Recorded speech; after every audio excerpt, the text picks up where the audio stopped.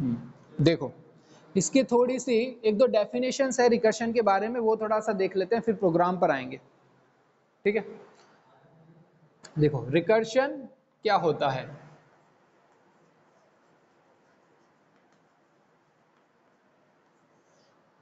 Recursion when a function calls itself is called recursion. ठीक है, जब कोई फंक्शन अपने आप को ही दोबारा से कॉल करता है। ठीक है, आपने फंक्शंस बहुत से कॉल करे ना, कौन कौन से फंक्शन कॉल करे हमने? एक तो देखो स्कैनएफ फंक्शन को कॉल किया ना। जब भी हम ऐसे स्कैनएफ लिखते हैं, प्रिंटएफ लिखते हैं, तो इसका मतलब होता है कि हम इन फंक्शंस को कॉल कर रहे हैं ना। अगर मैंने प्रिंटएफ लिखा तो इसका मतलब है कि मैं प्रिंटएफ फंक्शन को कॉल कर रहा हूँ। स्कैनएफ लिखा तो स्कैनएफ फंक्शन को कॉल कर रहा हूँ। ठीक है, तो अगर स्कैनएफ जो है अपने आप को ही दोबारा से कॉल करे, है ना, प्रिंटएफ के अंदर जैसे ये फंक्शन कहीं लिखा हुआ होगा और जहां लिखा होगा वहां पर प्रिंटएफ अपने अंदर ही दोबारा से अपने आप को कॉल करे, तो उसको बोलते हैं हम रिकर्शन। ठीक है, तो इसके लिए हमको क्या होता है, क्योंकि ये जो प्रिंटएफ है स्कैनएफ है, अब इसके अंदर तो हम दोबारा से जाकर प्रिंटएफ फंक्शन कहीं लिखा होगा तो उसके अंदर जाकर हम दोबारा से प्रिंटएफ तो लिख नहीं सकते ना, वो तो पहले से बने हुए हैं फिक्स्ड। तो इसलिए जो है हम अपने फंक्शंस बनाते हैं ना, यूजर डिफाइंड फंक्शंस बोलते हैं। हम हमारे खुद से फंक्शंस बनाते हैं, जो हमने लास्ट क्लास में देखा, खुद से फंक्शंस बनाते हैं, और फिर उन खुद के फंक्शंस को क्योंकि हम हमारी तरह से लिख सकते हैं कुछ भी, तो उसमें हम क्या करते हैं, खुद से जो फंक्शन बनाते हैं उसमें खुद ही कोई कॉल करवा देते हैं ना। जैसे अगर मैंने कोई फंक्शन बनाया fun, तो उसके अंदर मैं क्या करूंगा कि उसी फंक्शन को एक बार फिर से कॉल करवा दूंगा, उसी फंक्शन को कॉल करवा दूंगा ना। मैंने ये फंक्शन बनाया, ये तो बने हुए हैं, इसमें तो चेंज कर ही नहीं सकते, तो इसलिए मुझे खुद से बनाने पड़ेंगे। खुद से मैंने कोई फंक्शन बनाया है ना, अभी बनाएंगे, कल क्लास में हमने बनाए थे, फिर उसके अंदर हम खुद ही कोई कॉल करवा देंगे, इस फंक्शन के अंदर इसी को ही कॉल करवा देंगे, तो इस चीज को बोलते हैं रिकर्शन। ठीक है, और ये जो फंक्शन होता है इसको बोलते हैं रिकर्सिव फंक्शन। ठीक है, इसको बोलते हैं रिकर्सिव फंक्शन, और ये जो सिनेरियो है पूरा इसको बोलते हैं रिकर्शन। ठीक है, अब देख लो, लिख लो इसको, मैं लिखवा देता हूं आपको जो लाइन लिखी हुई है। लाइन है आपकी, when a function calls itself is called recursion. ठीक है, when a function calls itself it is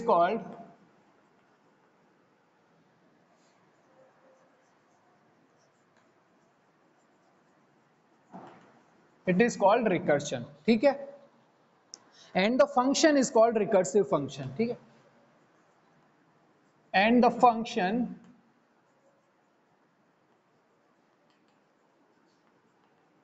is called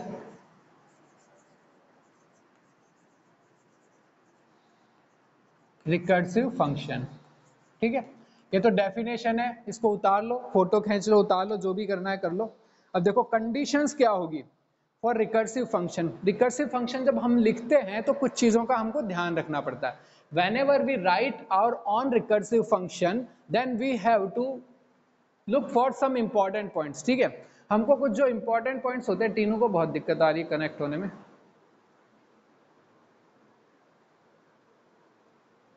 ठीक है, तो हमें कुछ क्रिटेरिया होता है उसका, वो ध्यान में रखना होता है। ठीक है, वो देखते हैं क्या होता है। देखो, सो condition for recursive function,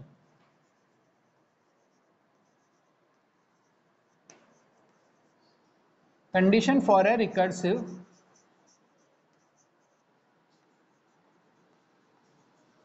condition for a recursive function. First condition, ठीक है, पहली कंडीशन तो है कि इसमें जो है बेस क्रिटेरिया होना चाहिए, है ना, कुछ बेस केसेस होने चाहिए। क्या होते हैं बेस केसेस, अभी देखेंगे। ठीक है, the function should have at least one base case. ठीक है, the function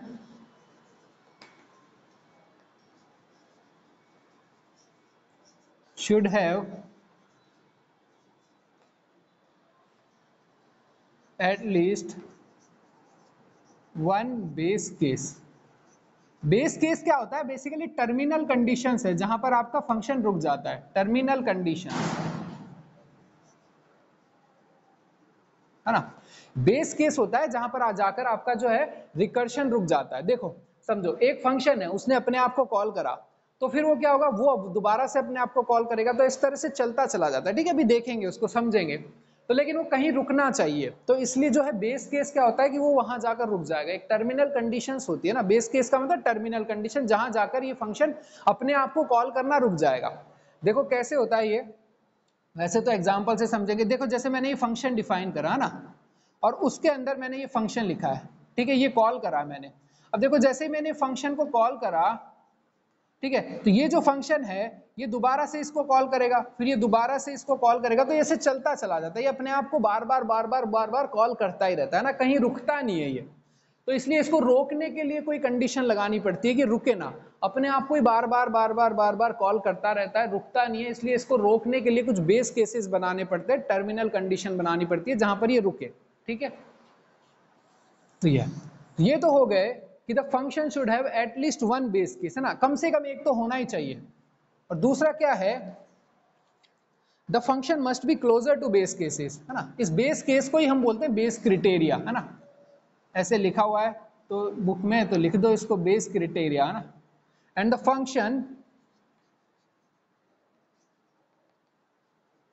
must be closer to base criteria ना, और बेस क्रिटेरिया का मतलब क्या हो गया, बेसिकली बेस केसेस, ठीक है। Function must be closer to base criteria, base criteria का मतलब है बेस केसेस, मतलब बेस केसेस होने चाहिए और बेस केसेस पे वो जाकर रुकना चाहिए। क्लोजर का मतलब है the function must be closer to base case, मतलब वहां तक पहुंचना चाहिए आपको ना। एक तो बेस केस होने चाहिए जहां पर रुक जाए, और दूसरा चीज है आपका फंक्शन जो है वहां तक पहुंचना भी चाहिए। ऐसा हो सकता है कि भाई बेस केस को वो इवेल्युएट ही ना करे, है ना। देखो जैसे कि मैं आपको समझाने, इसको नोट डाउन कर लो, इसको लिख लो, फोटो खींच लो इसकी।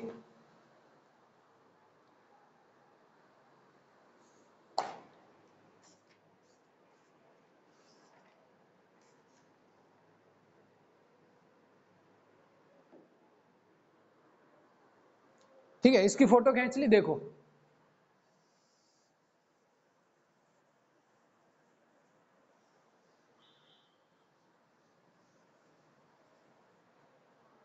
साफ नहीं दिख रहा यार बोर्ड, रुको एक बार।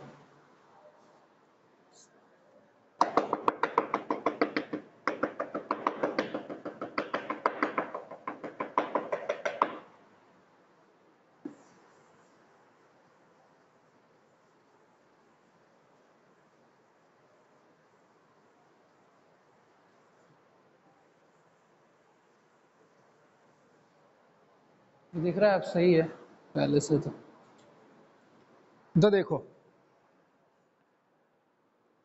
प्रोग्राम के थ्रू ही देखेंगे ना, दोनों कंडीशन जो है आपको बताऊंगा कि क्या बेस केसेस होते हैं और क्या क्लोजर ऑफ बेस केसेस का मतलब क्या होता है, ठीक है। प्रोग्राम के थ्रू देखते हैं। सबसे पहले तो हमने कल प्रोग्राम देखा था फैक्टोरियल ऑफ ए नंबर का, ठीक है। तो फैक्टोरियल ऑफ ए नंबर का कल हमने प्रोग्राम बनाया था यूजर डिफाइंड फंक्शन से, ठीक है। वही मैं प्रोग्राम लिखता हूँ, फिर उसी को ही हम कन्वर्ट करेंगे रिकर्सिव फंक्शन में, ठीक है। तो कल वाला ही प्रोग्राम है फैक्टोरियल ऑफ ए नंबर, ठीक है। तो सबसे पहले हमारा प्रोग्राम है फैक्टोरियल ऑफ ए नंबर, ठीक है। फैक्टोरियल ऑफ ए नंबर का प्रोग्राम हमने बनाया था यूजर डिफाइंड फंक्शन, इसके यूजर डिफाइंड फंक्शन का यूज करते हुए, ठीक है। थोड़ा सा मैं बता देता हूं कि फैक्टोरियल का क्या मतलब होता है। फैक्टोरियल एक बेसिकली फंक्शन होता है। फैक्टोरियल 1 का मतलब होता है 1, फैक्टोरियल आपका 2 का मतलब होता है 2 इंटू 1, फैक्टोरियल आपका 3 का मतलब क्या होता है 3 इंटू 1, ठीक है, 3 इंटू 2 इंटू 1, ठीक है। तो इसी तरह से आपका फैक्टोरियल अगर आप 5 देखोगे तो उसकी वैल्यू क्या होगी 5 इंटू 4 इंटू 3 इंटू 2 इंटू 1, ठीक है। इस तरह से जो है फैक्टोरियल की वैल्यू निकलती है। तो अगर आपको पूछा जाए फैक्टोरियल 5 क्या होता है, तो 5 इंटू 4 इंटू 3 इंटू 2 इंटू 1, तो यही हमको प्रोग्राम बनाना है, ठीक है। हम क्या बोलेंगे कि जैसे कीबोर्ड से इंटीजर एन लेंगे, स्कैन करेंगे, और अगर जैसे मैंने वैल्यू डाल दी 3, तो मेरा आउटपुट आना चाहिए 3 इंटू 2 इंटू 1, मतलब 6 आउटपुट आना चाहिए, ठीक है।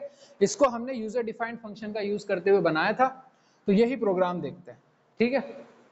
देखो तो हम क्या करेंगे, सबसे पहले वही आपके हैश इंक्लूड वगैरह तो वो लिखे हुए हैं, ठीक है। तो यहाँ चलो आ जाएगा वैसे प्रोग्राम, मैंने लिखा आपका हैश इंक्लूड, ठीक है। वही आपके stdio वगैरह है ना, तो वो तो चीज मेरे को लिखने की जरूरत नहीं है। आप वो ध्यान में रखना कि इसके ऊपर hash include stdio conio dot h वो आप लिखना, ठीक है। स्पेस कम पड़ जाता है ना, टाइम भी वेस्ट होता है, स्पेस भी कम पड़ जाता है। तो हम डायरेक्ट जो है void main फंक्शन लिखेंगे ना। तो देखो ये मैंने लिखा void main, ये मेरा फंक्शन है और इसके अंदर मैंने क्या लिया, मेरे को ये वाला प्रोग्राम बनाना है कि कोई भी इंटीजर लूं कीबोर्ड से और उसकी जो है फैक्टोरियल वैल्यू रिटर्न कर दूं, ठीक है। तो देखो इंटीजर n, ठीक है, कीबोर्ड से एंटर करना है, सो scanf %d, ठीक है। ये बेसिकली मैं क्या कर रहा हूँ, scanf को कॉल कर रहा हूँ, ठीक है, scanf %d और मैंने यहाँ पर लिखा %n। तो ये क्या करेगा, आउटपुट विंडो पर चला जाएगा और आउटपुट विंडो पर मेरे से कोई वैल्यू पूछेगा। सब जो मैंने 5 एंटर कर दी तो क्या हो जाएगा, आपकी n की वैल्यू जो है वो 5 हो जाएगी ना। आउटपुट विंडो पर चला जाएगा, आउटपुट विंडो पर अगर मैंने 5 एंटर करा तो n की वैल्यू 5 हो जाएगी, ठीक है।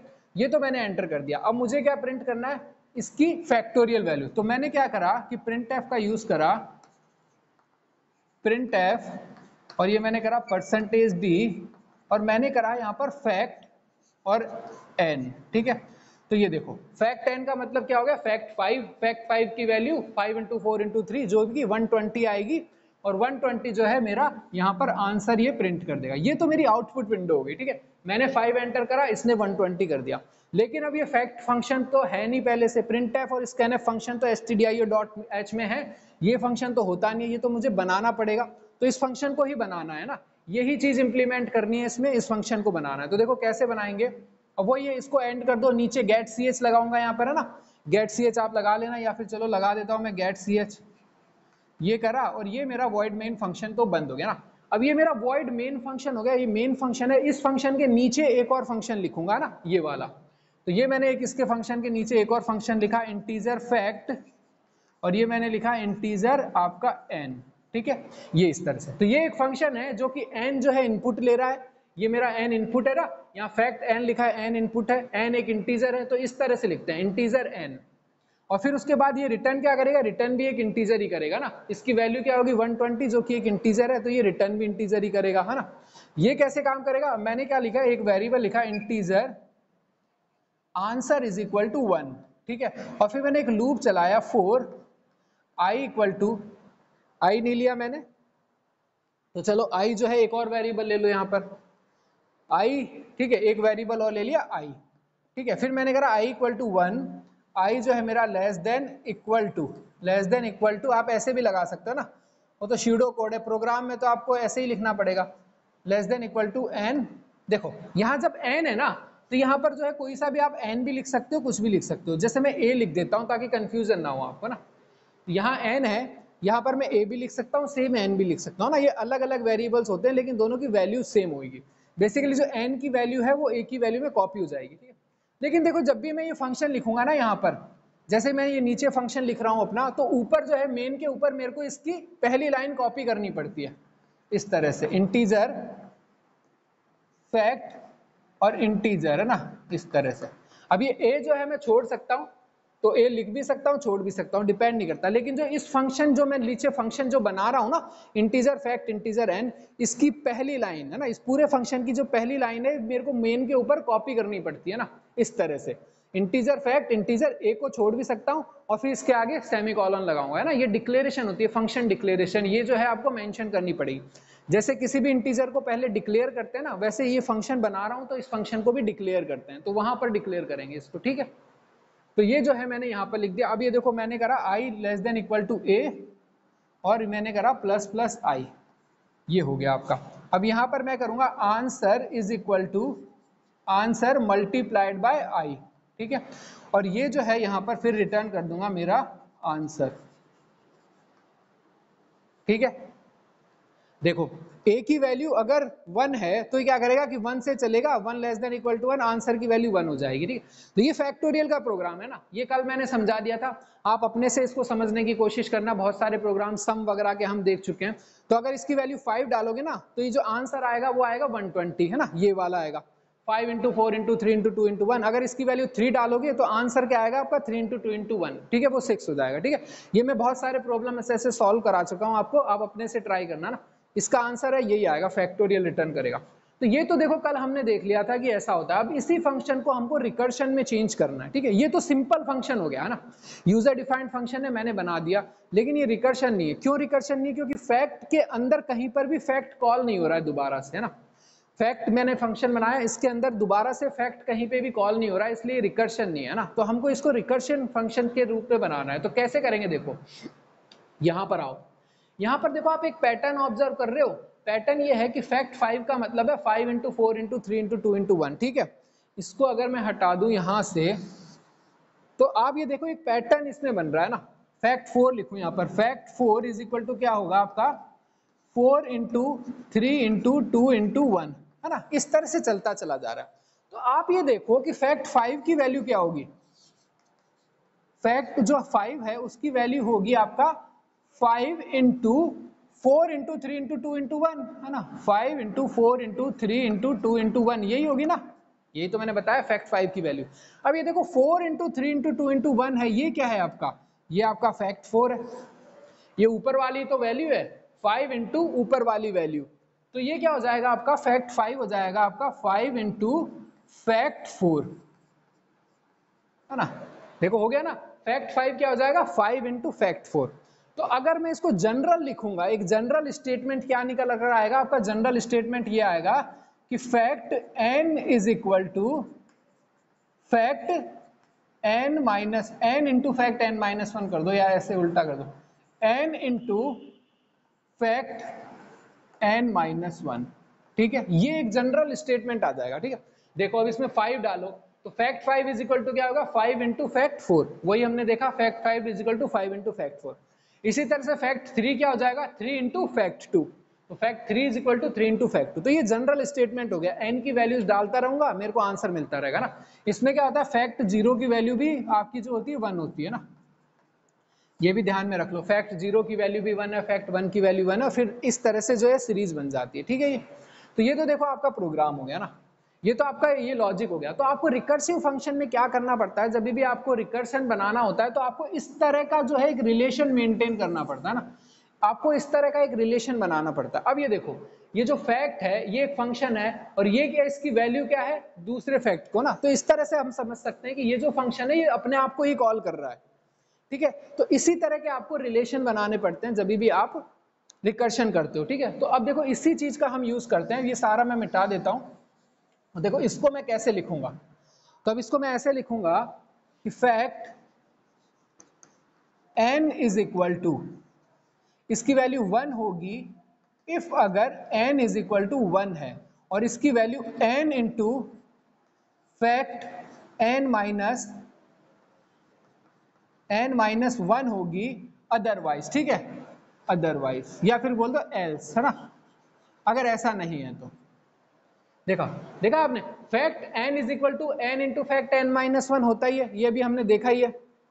एक बेस केस और बना देते हैं इसमें कि फैक्ट n की वैल्यू जो होगी 1 होगी अगर n इक्वल टू 1 है तो, है ना, क्योंकि कहीं तो आपको रुकना ही पड़ेगा ना, यही होता है आपका बेस केस। ये तो हो गया आपका बेस केस। अगर आप ये कंडीशन नहीं लगाओगे ना तो ये फंक्शन कभी रुकेगा ही नहीं। क्यों नहीं रुकेगा? देखो अगर मैंने लिखा fact 2 is equal to 2 into fact 1, है ना, ये मैंने करा, ठीक है। तो अगर फैक्ट 1 की वैल्यू 1 है तो इसका मतलब ये रुक गया ना, फैक्ट 1 की वैल्यू 1 होगी तो ये रुक जाएगा। लेकिन अगर मैं फैक्ट 1 की वैल्यू को अगर इस तरह से लिखूं कि 2 into fact 2 into 1 into fact 0, अगर ऐसे लिखूंगा तो लिखते चले जाओ, फिर उसके बाद मेरे को क्या लिखने का, फिर माइनस में चलता चला जाएगा, तो ये कभी रुकेगा ही नहीं ना। तो इसलिए कोई एक वैल्यू पर मेरे को रुकना पड़ता है, इसे ही बोलते हैं बेस केस, ठीक है। सोचना इसके बारे में, थोड़ा कॉम्प्लेक्स चीजें बहुत। देखो तो फैक्ट n जो है इस तरह से जो है, मैं कोई सा भी, अगर मेरे को कोई सा भी रिकर्शन प्रॉब्लम सॉल्व करनी होती है ना, तो इस तरह का मैं एक रिलेशन बनाता हूं। सबसे पहले fact n is equal to 1 एक बेस केस होगा कि जब n की वैल्यू 1 है तो उसकी वैल्यू 1 रिटर्न कर दो, ये तो आपका बेस केस हो जाता है। और ये आपका जो जनरल वाला केस जो आपका रिकर्शन बनता है, ठीक है। तो अब देखो इसी चीज को इंप्लीमेंट कैसे करेंगे ना, अब इसी चीज को इंप्लीमेंट कैसे करेंगे, तो ये जो है सारा जो है मैं बीच वाला मिटा देता हूँ, ठीक है। ये बीच वाला सारा मैंने मिटा दिया। बीच वाले पे मेरे को क्या लिखना है, मेरे को ऐसे लिखना है, सेम ही चीज लिखनी है कि इफ अगर n इक्वल टू 1 है अगर n इक्वल टू 1 है तो आप क्या कर दो, रिटर्न कर दो 1, रिटर्न कर दो 1। और अगर ऐसा नहीं है एल्स, तो आपको क्या रिटर्न करना है, रिटर्न करना है n इंटू फैक्ट n-1। ठीक है, ये है बस, ये आपका रिकर्शन का प्रोग्राम हो गया। सेम चीज जो मैंने सेम रिलेशन लिखा था ना, देखो अगर n इक्वल टू 1 है तो क्या हो जाएगा, 1 हो जाएगी इसकी वैल्यू। ठीक है, तो इफ अगर n इक्वल टू 1 है तो रिटर्न कर दो 1, और ऐसा नहीं है तो रिटर्न कर दो n इंटू फैक्ट n-1। ठीक है, तो ये जो है आपका रिकर्शन का प्रोग्राम हो गया फैक्टोरियल का। ठीक है, तो ये होता है। अब ये जो चीज होती है ना, ये वाली, ये है आपकी बेस कंडीशन, इसे बोलते हैं बेस केस। यहाँ पर एक ही बेस केस है, इसको बेस क्राइटेरिया भी बोल सकते हैं, एक ही बेस केस है। बेस केस क्या है, जब n 1 है तो ये बेस केस है आपका। ठीक है, तो अब देखो ये तो हो गया बेस केस की, यहाँ पर जो है फंक्शन रुक जाएगा।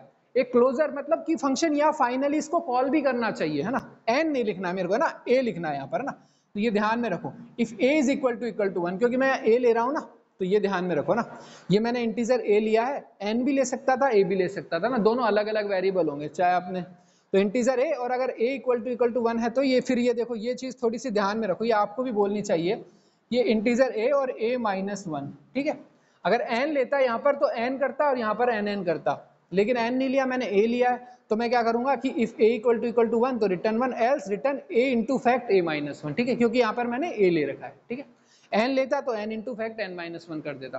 ठीक है, तो ये तो हो गया आपका बेस केस, है ना, कि ये बेस केस होना चाहिए जहां पर देखो 1 रिटर्न करा है इसने ना, 1 रिटर्न करा है, इसका मतलब फंक्शन ने अपने आप को कॉल नहीं करा यहाँ पर, है ना। ये होता है बेस केस कि जहां फंक्शन अपने आप को कॉल नहीं कर रहा है तो इसका मतलब वो वहां पर रुक जाएगा। और ये जो है आपका अदर केस है, मतलब ये जो फंक्शन है दोबारा से अपने आप को ही कॉल कर रहा है, तो यहाँ पर ये क्या दोबारा से चलेगा। लेकिन ये बेस केस में अपने आप को कॉल नहीं कर रहा है, ये केवल एक वैल्यू को कॉल कर रहा है 1, तो यहाँ से बस ये वैल्यू रिटर्न हो जाएगी, कुछ कॉल नहीं होगा।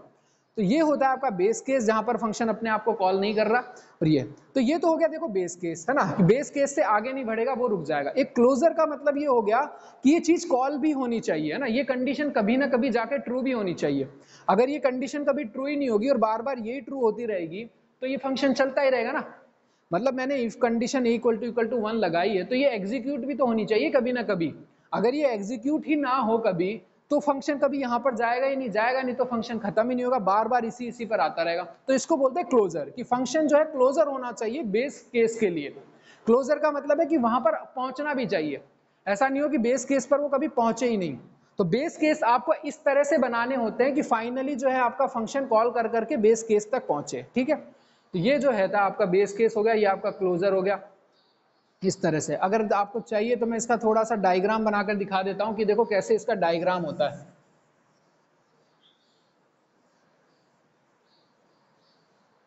डायग्राम देखो कैसे होता है इसका, कि मैंने लिखा फैक्ट 5, है ना, तो f लिख देता हूं मैं शॉर्ट में ना, बार बार लिखना ना पड़े। f5 जो होगा आपका हो जाएगा f इंटू f4, है ना, और ये क्या हो जाएगा आपका, ये हो जाएगा f into f4 into f3, है ना, ये इस तरह से हो जाएगा। फिर ये क्या हो जाएगा आपका f into 4 into 3 into f2 हो जाएगा ना, इस तरह से ये चलता रहेगा। फिर क्या हो जाएगा 4 इंटू 3 इंटू 2 इंटू, और ये आपका f1 हो जाएगा। और f1 आपको पता ही है कि f1 क्या है, 1 है ना, जब अगर 1 होगा तो 1 हो जाएगा। तो ये जो है आपका फाइनली यहाँ पर आ जाएगा 4 इंटू 3 इंटू 2 इंटू 1, तो यहाँ पर रुक जाएगा क्योंकि यहाँ पर अब आप कुछ भी फंक्शन को दोबारा से f को कॉल नहीं कर रहे। तो ये इस तरह से काम करता है। ठीक है, इसको और अच्छे से समझा जा सकता है लेकिन हमारे पास अभी इतना टाइम नहीं है ना, आप इस पर कोशिश करना अच्छे से समझना इसको। एक दूसरा रिकर्शन का फंक्शन लेते हैं फिबोनाची सीरीज का। ठीक है, फिबोनाची सीरीज का एक फंक्शन लेते हैं, प्रोग्राम लेते हैं। इसकी फोटो तो खींच ली होगी आपने, है ना, फोटो खींच लो, वीडियो में अपलोड कर देता हूं, उसमें से नोट कर लिया करो। ठीक है, देखो ये सब मिटाने की जरूरत नहीं है। देखो फिबोनाची सीरीज क्या होती है ना, ये है नेक्स्ट हमारा फिबोनाची सीरीज।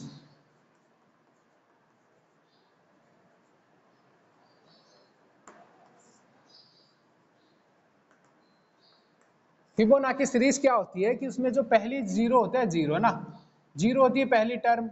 सीरीज होती है मतलब बहुत सारे नंबर्स होंगे, सीरीज का मतलब कुछ नंबर्स होंगे, तो पहला नंबर होता है जीरो, फिर होता है आपका 1, ठीक है। दो नंबर फिक्स होते हैं, पहला नंबर 0 होता है, दूसरा नंबर होता है 1। उसके बाद जो आगे के टर्म से अपने आप बनते चले जाते हैं, मतलब पीछे के दो नंबर्स को ऐड करो तो आगे का बन जाएगा। तो 0 और 1 कितना होता है 1। अब 1 और 1 को ऐड करो तो हो गया 2, 2 और 1 को ऐड करो तो 3, 3 और 2 हो गया आपका 5, और 5 और 3 हो गया आपका 8, और 8 और 5 हो गया 13, 13 और 8 हो गया 21, और ये हो गया आपका 34। इस तरह से ये पूरी सीरीज बनती चली जाती है ना, इसको बोलते हैं आपकी फिबोनाची सीरीज, ठीक है। आपने देखा ये 0 और 1 तो कांस्टेंट है, और बाकी जो है वो आगे से आगे जुड़ते चले जा रहे हैं, लास्ट के दो नंबर जोड़ो तो अगला नंबर आता चला जाता है ना। तो इसका मतलब आपको ये तो क्लू मिल गया कि ये जो है आपका बेस केस बन जाएगा, कि यहाँ पर आपको, अब देखो प्रोग्राम क्या होगा, आपको ये दे रखा होगा कि आपको जो है फिफ्थ टर्म बतानी है कौन सी है ना।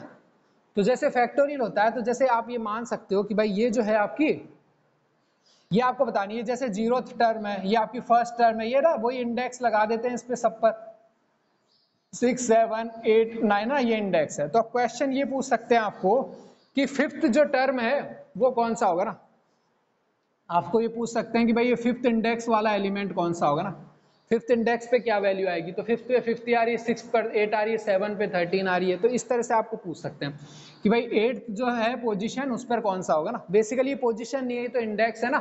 तो अगर आपको पूछ रहा है कि भाई 8th इंडेक्स पर है, तो 8th इंडेक्स पर आपका 21 एलिमेंट होगा, ठीक है। इसको पोजीशन से भी निकाल सकते हैं।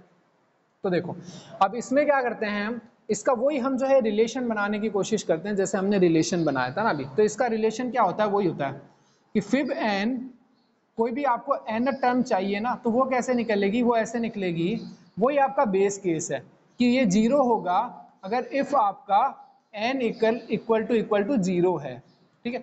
1 होगा अगर आपका इफ एन जो है इक्वल टू 1 है।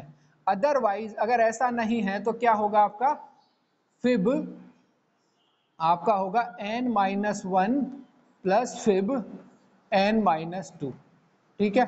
अदरवाइज है ना, एल्स अगर ऐसा नहीं है, वही चीज कर रहे हैं ना। देखो अगर n आपकी 0 है तो 0 हो गई, n अगर आपकी 1 है तो 1 हो गई, और अगर n 0 या 1 के अलावा कुछ भी है तो लास्ट की दो टर्म्स को ऐड कर दो ना।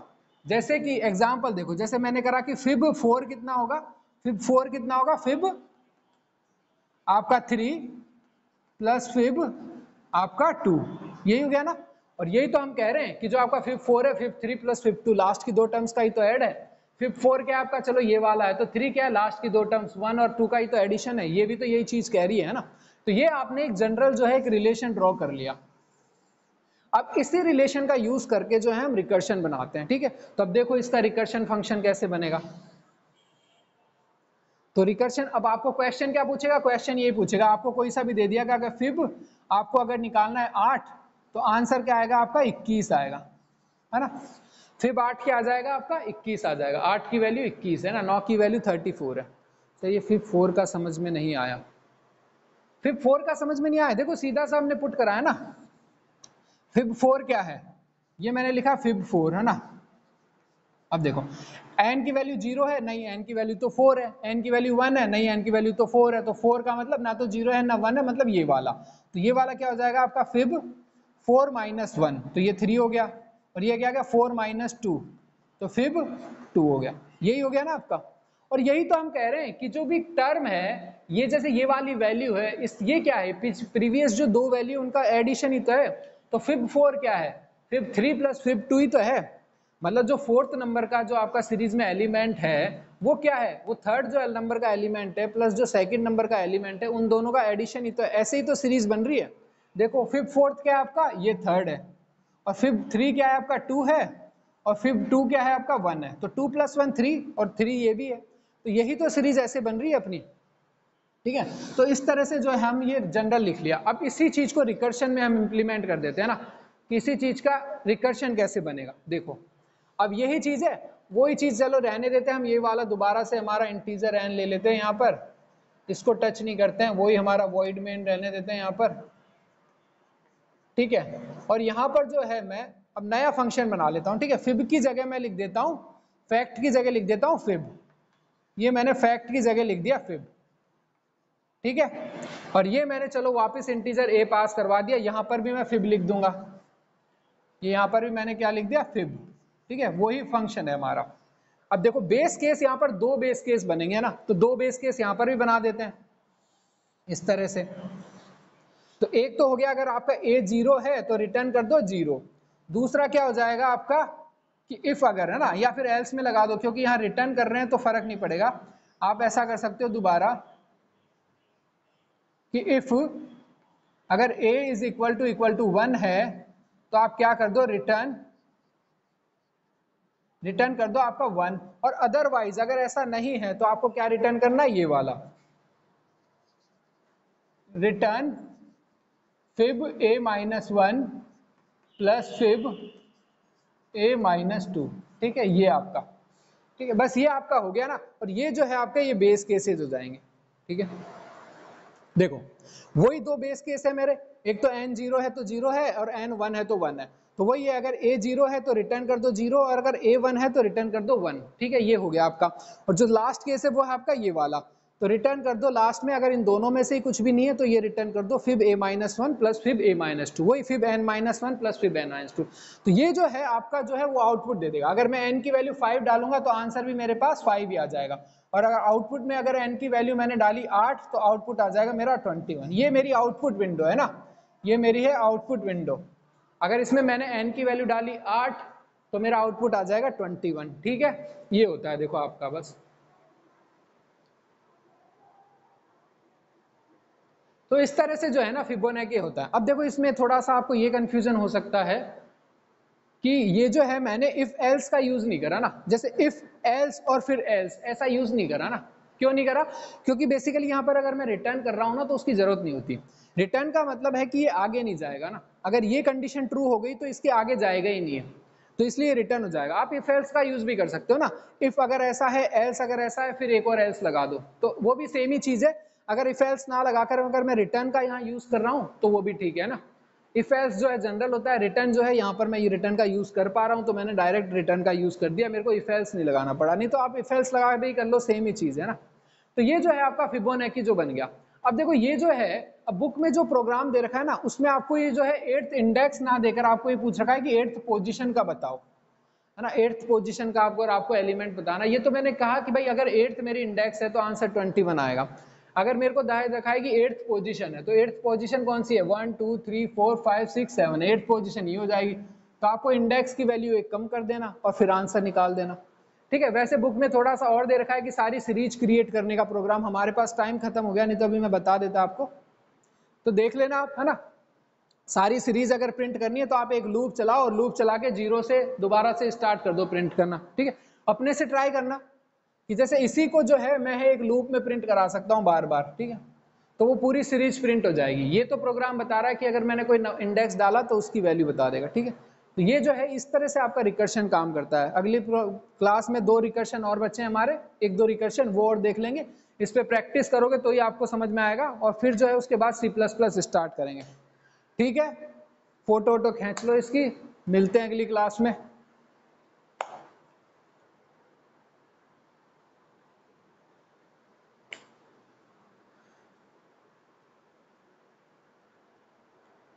चलो फिर कंटिन्यू रहो, है ना, क्योंकि फिर C++ स्टार्ट होगी, फिर वो पूरा बेस खत्म हो गया, फर्स्ट क्लास गई तो फिर बाकी C++ भी समझ में नहीं आएगी। ऐसी गलती मत करो। चलो बाय।